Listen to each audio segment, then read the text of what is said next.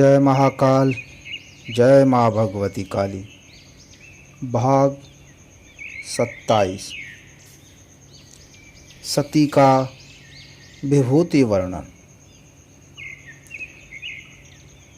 मार्कंडेय महर्षि जी ने कहा, इसके उपरांत हिमालय पर्वत के प्रस्थ पर क्षिप्र सरोवर के तट पर उपविष्ट हुए महादेव जी समीप में उस सरोवर का अवलोकन कर रहे थे।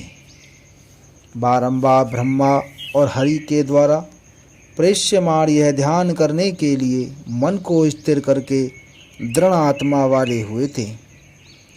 आत्मा के द्वारा आत्मा को आत्मा में ही विशेष रूप देखने के लिए कामदेव को समन करने वाले शिव के ध्यान के द्वारा परम यत्न किया था। दुहिण प्रभृति ने ध्यान प्रविष्ट चित्त वाले उनको देखकर यतमानस होते हुए हर में प्रवेश की हुई माया नाम वाली का स्तवन किया था। माया मोहित हुए शिव बहुत ही अधिक सती के शोक से व्याकुल हैं और वह उन्हीं के लिए विलाप किया करते हैं।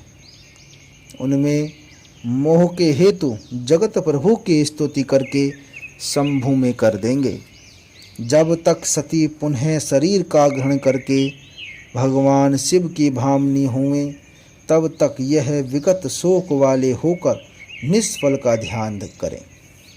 ब्रह्मा आदि देवगण यही मन से चिंतन करके महामाया योग निद्रा देवी की स्तुति करने का समारंभ उन्होंने कर दिया था। देवों ने कहा था,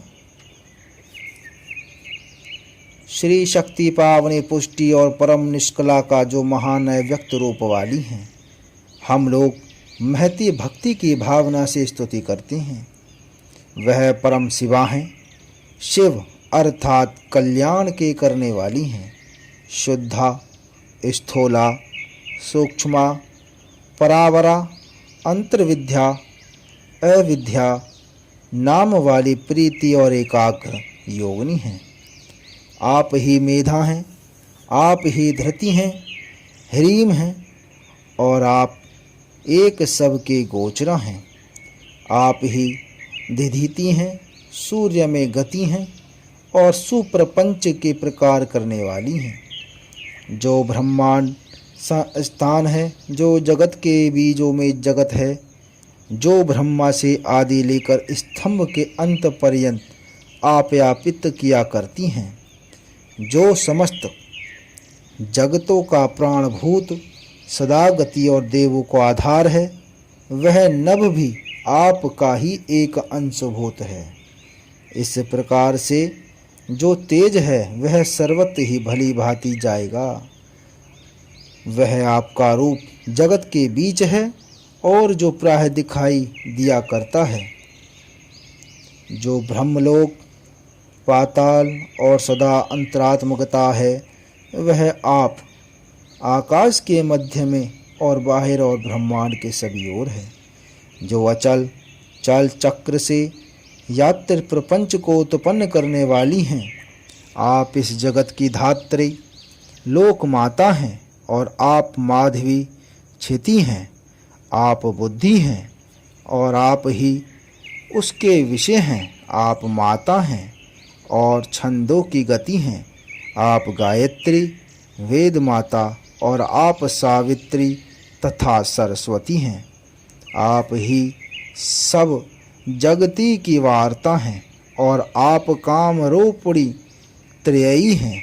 आप निद्रा के स्वरूप के द्वारा प्राणी हैं तथा निर्जर आदि हैं।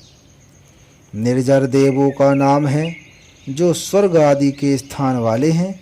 उन सब को आप सुख देती हुई प्रकट रूप से मोह युक्त किया करती हैं।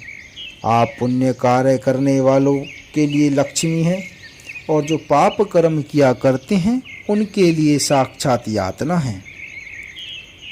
उसी भांति जो नीति के धारण करने वाले पुरुष हैं, उनके लिए श्रीम हैं और नैतिकी धरती सुख देने वाली हैं।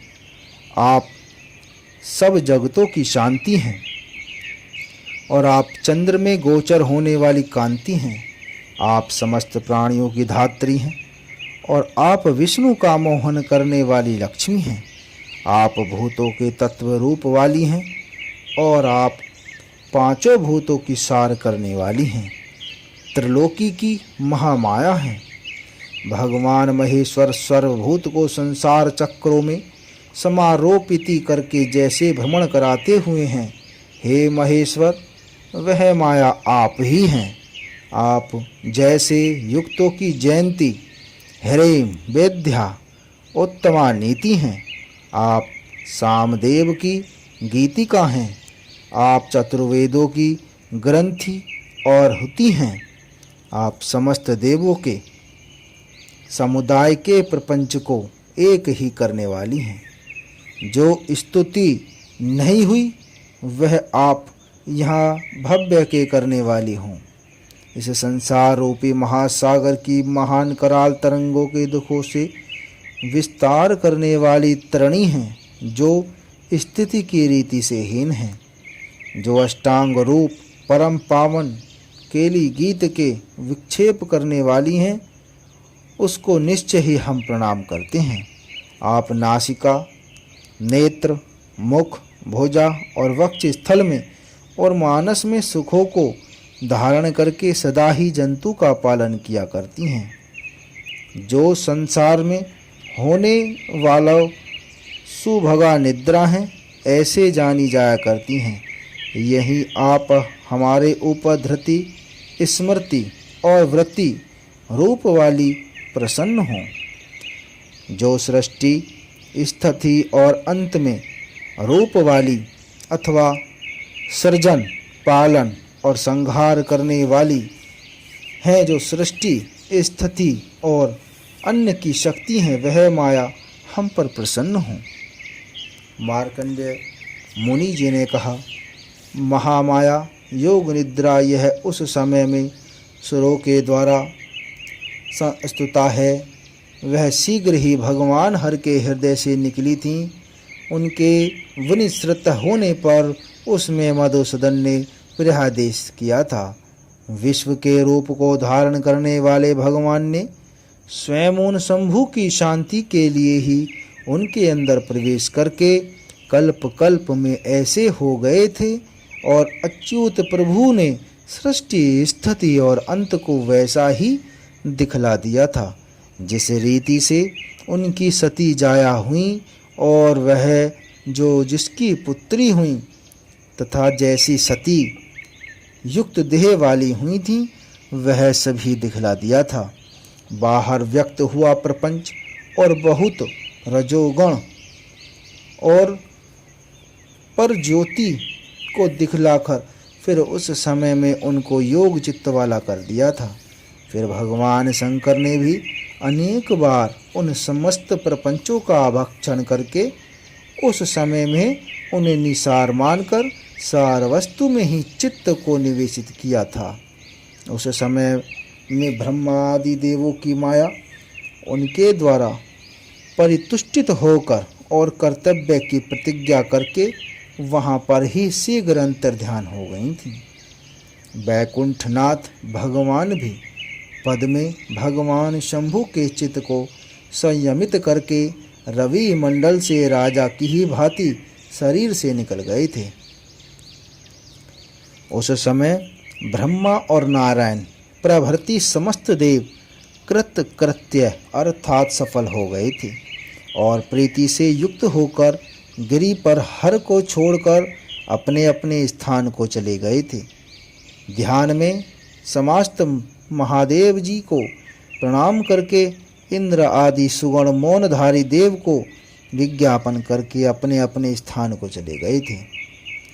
उन देवों के चले जाने पर वृषभ के वाहन वाले शंभु दिव्य मान से 1 सहस्त्र वर्ष पर्यंत पर ज्योति के ध्यान में संलग्न हो गए थे। ऋषियों ने कहा, भगवान मधु रिपु ने कैसे शंभु के हृदय में शीघ्र प्रवेश करके कल्प कल्प में सृष्टि, स्थिति और संयम को दिखलाया था। जिस तरह से रजोगुण के द्वारा जगत के प्रपंच के लिए जगती तल में गए थे, फिर कैटभारी प्रभु ने उनकी निसारता को किस प्रकार से दिखलाया था। हे द्विज श्रेष्ठ, उन्होंने फिर सारतर गोपनीय सनातन परम ज्योति को दिखलाया था, वह सत्य बतलाइए। यही हम सब श्रवण करने की इच्छा करते हैं। यह अतीब अद्भुत है, उसे हम आप मुनिंद्र के मुख से ही सुनने के इच्छुक हैं। आप इसको विस्तार पूर्वक कहिए, क्योंकि यह परम निश्रेय धर्म है। आगे के भाग में